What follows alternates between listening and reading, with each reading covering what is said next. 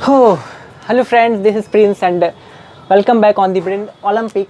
इस वीडियोज़ में हम लोग जानने वाले हैं जो कि लेक्चर 2 है, चैप्टर 3 ट्रिग्नोमेट्री फंक्शन क्लास 11 का। इस वीडियो में हम लोग जानने वाले हैं एंगल के बारे में, फिर डिग्री मेजरमेंट के बारे में, फिर रेडियन मेजरमेंट के बारे में। चलिए टाइम बिना वेस्ट किए हुए हम लोग समझते हैं एंगल क्या होता है। एंगल तो हम लोग पढ़ चुके हैं, कुछ लोग तो बोल रहे हैं एंगल 11th में आके भी एंगल पढ़ेंगे। एंगल पढ़ चुके हमको पता है। यहाँ पे हमको ये जानना है कि एंगल जो होता है ना वो 2 टाइप का होता है। ठीक है, एंगल जो होता है 2 टाइप का होता है। एक होता है positive angle,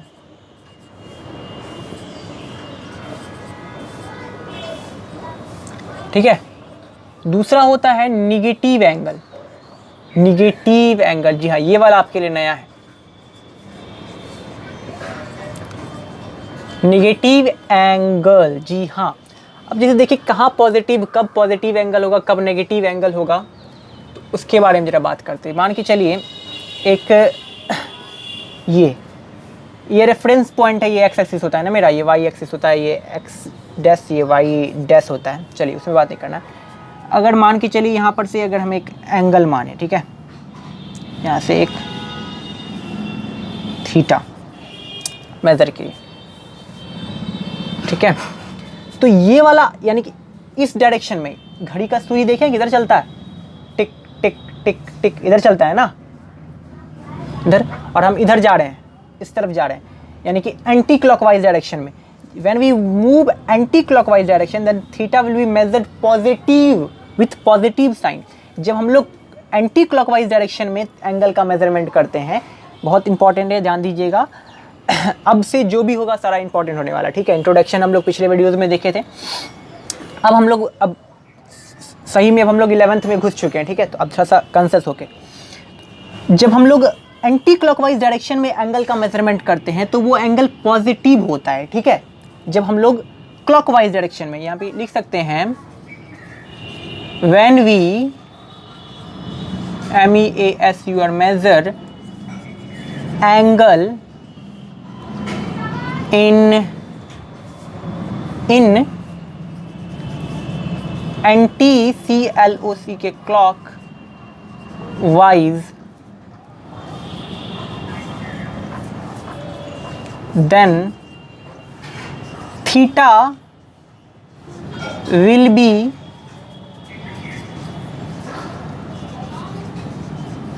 measure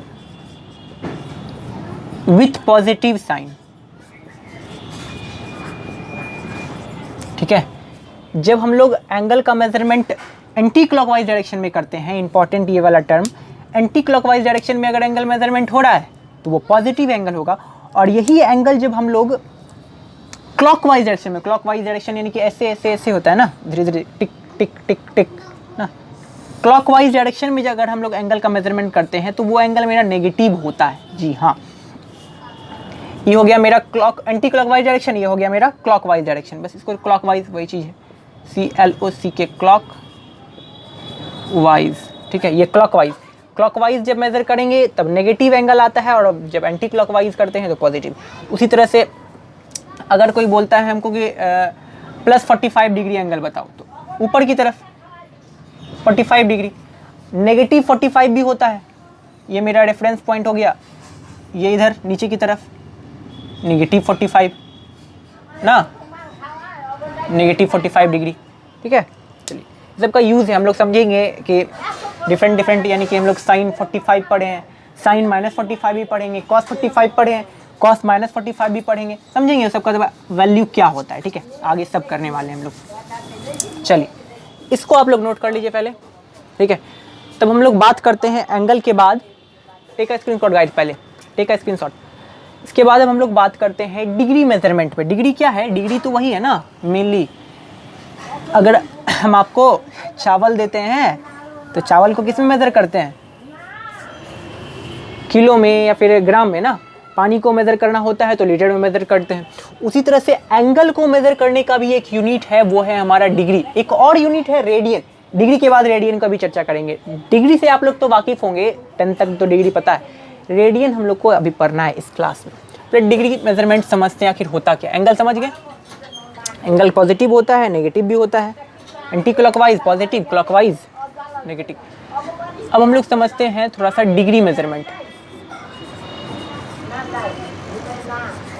degree major का।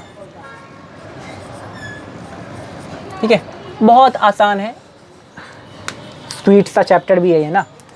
देखिए क्या होता है, मान के चलिए कोई एक ये ओ पॉइंट है, कोई एक ए बिंदु है मान के चलिए, ठीक है। ए बिंदु मूव करता हुआ एक रिवॉल्यूशन कंप्लीट करता है, ठीक है। मान के चलिए एक रिवॉल्यूशन अगर ये कंप्लीट किया, ठीक है, रिवॉल्यूशन कंप्लीट किया तो क्या एक पूरा रिवॉल्यूशन में तो यहाँ पर कुछ ना कुछ ये एंगल बनाया होगा, यहाँ पर ये कुछ ना कुछ तो ये एंगल भी फॉर्म किया ना, ये ऐसे करके। तो ये एंगल का मान क्या होगा, इसको मिला ही देते हैं। इस एंगल का वैल्यू क्या होगा जी हाँ, 360 डिग्री, 360 डिग्री होगा ना जी हाँ। अब देखना है कि ये 360 डिग्री कैसे बना। एक कंप्लीट रिवॉल्यूशन हमको 360 डिग्री देता है ना, यानी कि हम लोग लिख सकते हैं क्या लिख सकते हैं 360 degree is equal to 1 complete COMPLET complete revolution REVOLUTION। 1 complete revolution में हमको 360 डिग्री दे रहा है। एक कंप्लीट रिवॉल्यूशन कंप्लीट करता है तब हमको 360 डिग्री एंगल अंदर बीच में जो है ये कौन सा फॉर्म करता है, 360 डिग्री एंगल फॉर्म करता है जब एक कंप्लीट रिवॉल्यूशन कंप्लीट हो जाए तब। अब देखिए ये 360 डिग्री आखिर कैसे फॉर्म हुआ होगा, एक डिग्री करके बढ़ा होगा ना। मान के चलिए ये 1 डिग्री फिर 1 डिग्री करके ऐसे करके 1 डिग्री ऐसे करके 360 को 1 डिग्री हुआ होगा तब ना 1 डिग्री फॉर्म हुआ होगा। क्या 360 को 360 1 डिग्री करके होगा तब ये 360 डिग्री बना होगा जी ना, यही ना हुआ होगा। 1 डिग्री कैसे फॉर्म हुआ होगा, ऐसा 360 टुकड़ा होगा यहाँ पर सब तो मिलके एक 360 डिग्री बना है।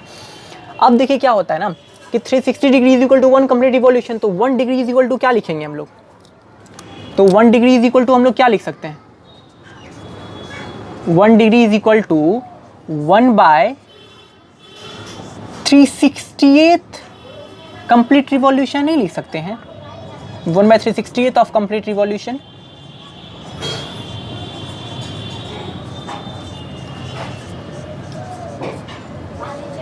लिख सकते हैं कि नहीं, 360 डिग्री एक 1 कंप्लीट रिवॉल्यूशन कंप्लीट होता है तो 360 डिग्री फॉर्म होता है। तो 1 डिग्री बेसिकली हमको 1 डिग्री ही समझना था, ठीक है। तो 1 डिग्री क्या होगा ना, 1/360 डिग्री होता है, 1/360 degree, 1 degree is equal to 1/360 होता है। समझ गए। अब देखिए क्या होता है ना, इतना समझे।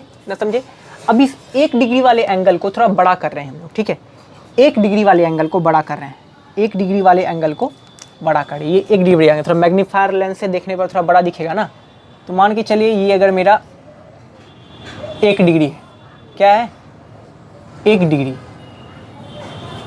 ट्रिग्नोमेट्री के घर में, जी हाँ ट्रिग्नोमेट्री के घर में इस 1 डिग्री को 60 मिनट्स बोला जाता है, ठीक है। घड़ी वाला 60 मिनट नहीं है, सिर्फ वही है, लेकिन ट्रिग्नोमेट्री के घर में 1 डिग्री को हम लोग 60 मिनट कहते हैं, ठीक है। ध्यान दीजिएगा, ट्रिग्नोमेट्री के घर में 1 डिग्री को हम लोग 60 मिनट्स कहते हैं, MINT।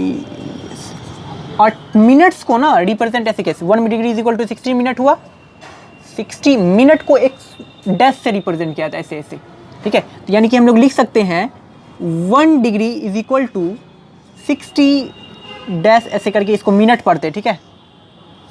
1 degree is equal to 60 minute, बस ये समझ गए। अब क्या करते हैं, इस 1 डिग्री वाले एंगल को ना, इस 1 डिग्री वाले एंगल को हम लोग 60 इक्वल पार्ट्स में डिवाइड कर देते हैं, ठीक है। अब इस 1 डिग्री वाले एंगल को हम लोग 60 इक्वल पार्ट्स में मान के चले डिवाइड कर रहे हैं, 1 2 3 4 5 6 7 8 9 10 1 करके एकदम 60 इक्वल पार्ट्स में डिवाइड कर दिए। तो इसका अब हम लोग एक पार्ट पे बात करते हैं। 60 पार्ट में डिवाइड किए 1 डिग्री को, और प्रत्येक पार्ट इक्वल है, तो प्रत्येक पार्ट 1 मिनट के बराबर नहीं होगा। 1 degree is equal to 60 minute, 1 degree जो है 60 मिनट है, 1 डिग्री बोलिए या फिर 60 मिनट बोलिए, बात बराबर, ठीक है। अब इस 1 डिग्री को हम लोग 60 पार्ट्स में डिवाइड कर दिए, तो प्रत्येक पार्ट 1 मिनट का होगा कि नहीं, सभी पार्ट मिलके फिर 60 मिनट बनेगा, 1 मिनट का होगा। तो ये जो प्रत्येक पार्ट 1 मिनट का होगा ना, प्रत्येक पार्ट किसका होगा, 1 मिनट का होगा। प्रत्येक पार्ट किसका होगा, 1 मिनट का होगा, 1 मिनट का। तो 1 मिनट को ऐसे ही ना डिनोट करते हैं हम लोग, 1 मिनट, और 1 मिनट इज इक्वल टू होता है क्या, 60 सेकेंड्स। घड़ी वाला नहीं, बात नहीं कर रहे हैं यहाँ पे, देखिए 60 SECOND, 1 minute is equal to 60 second. और इसी सेकेंड को ट्रिग्नोमेट्री के घर में हम लोग 60 और सेकेंड को डबल डैश, मिनट को एक सिंगल डैश से, सेकेंड को इस तरह से डबल डैश से दिखाते हैं हम लोग। 1 minute is equal to 60 second. चलिए, ये जो बातें हैं, जो बक्सा में दिख रहा है बहुत इंपॉर्टेंट है, इसको फटाक से नोट कर लीजिए। टेक का स्क्रीनशॉट पहले, फिर पॉज करके वीडियो नोट कीजिए या फिर स्क्रीनशॉट ले लीजिए आप लोग। चलिए, ये होता है डिग्री मेजरमेंट, ज़्यादा कुछ बड़ा चीज़ नहीं है, छोटा सा चीज़ है। अब हम लोग बात करते हैं, डिग्री मेजरमेंट हो गया ना। चलिए, अब हम लोग जरा बात करते हैं, इसको मिटा रहे हैं, ठीक है। स्क्रीनशॉट तो ले लिया आप लोग, ठीक है। एंगल भी हो गया, डिग्री मेजरमेंट भी हो गया, एंगल भी हो गया, डिग्री मेजरमेंट भी हो गया। थोड़ा रेडियन पे बात करते हैं, रेडियन पे फटाक से रेडियन पे बात करते हैं। जल्दी जल्दी जल्दी जल्दी जल्दी जल्दी जल्दी जल्दी देखिए रेडियन क्या होता है। एंगल को मेजर करने का एक यूनिट तो मेरा डिग्री है, दूसरा यूनिट एंगल को मेजर करने का है मेरा वो रेडियन, ठीक है।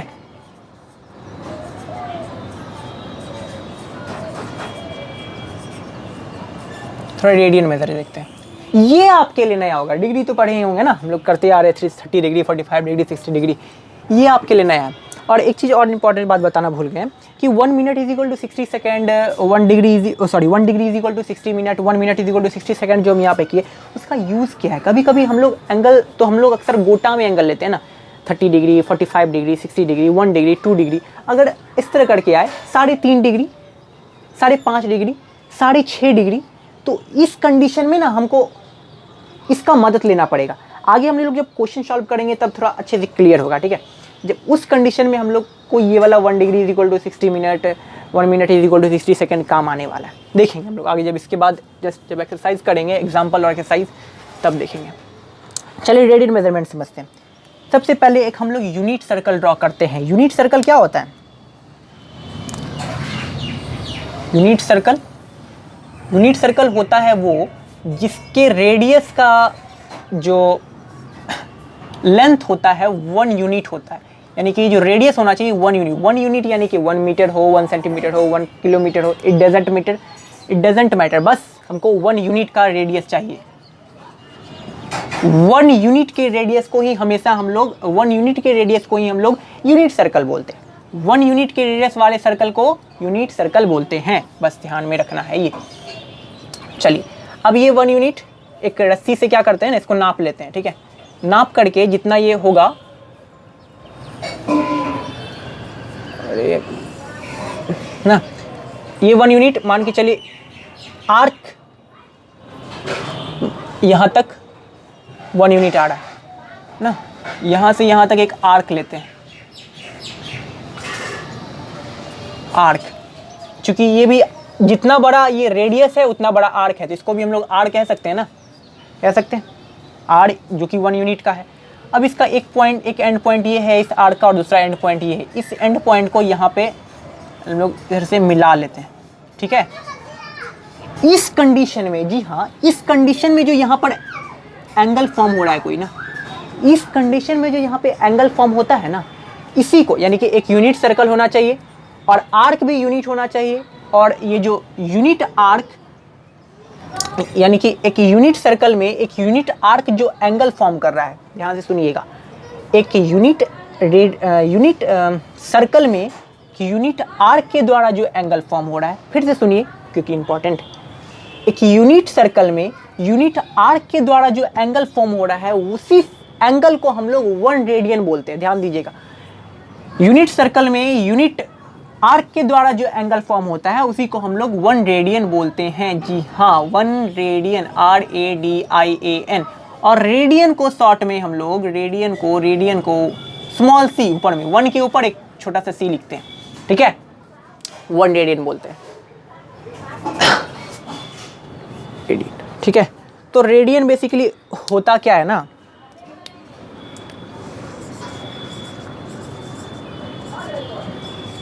का एग्जांपल देखते हैं। यानी कि ये तो देख लिए हम लोग कि एक यूनिट सर्कल होगा, और यूनिट सर्कल, हम गायब नहीं होते हैं, ठीक है, हम यहीं पे रहते हैं, गायब नहीं होते मतलब। एक यूनिट सर्कल में क्या होता है कि यूनिट सर्कल होता है, और यूनिट सर्कल के द्वारा यूनिट सर्कल में यूनिट आर्क के द्वारा जो एंगल फॉर्म होता है उसी को हम लोग 1 रेडियन बोलते हैं। इसको आर्क बोलते हैं ना जी, तो पढ़ चुके हैं ना 10 क्लास में ये सब। ये मेरा आर्क है ना, ये मेरा आर्क है, ये मेरा आर्क है। चलिए अब इसके थोड़ा सा डिफिनेशन को देख लेते हैं। चलिए हम यहाँ लिख दिए हैं, the angle subtended by an arc which is equal to the radius called 1 radian. Simple सा डेफिनेशन है, डेफिनेशन नहीं पूछता, ठीक है, बस समझने के लिए लिख दिए कि जो एंगल है ये वही एंगल है जो कि किसी एक यूनिट आर्क के द्वारा सबटेंड किया गया, वही आर्क जो कि यूनिट रेडियस के इक्वल है, उसी को हम लोग 1 रेडियन कहते हैं। बस इस वीडियो में इतना ही रहने दीजिए। आगे हम लोग बात करेंगे, रेडियन मेजरमेंट हो गया, आगे बात करेंगे रिलेशन बिटवीन रेडियन और डिग्री, क्योंकि दोनों ही यूनिट है ना एंगल को मेजर करने का।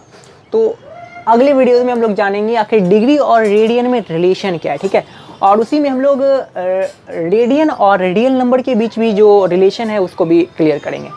Okay guys, thank you.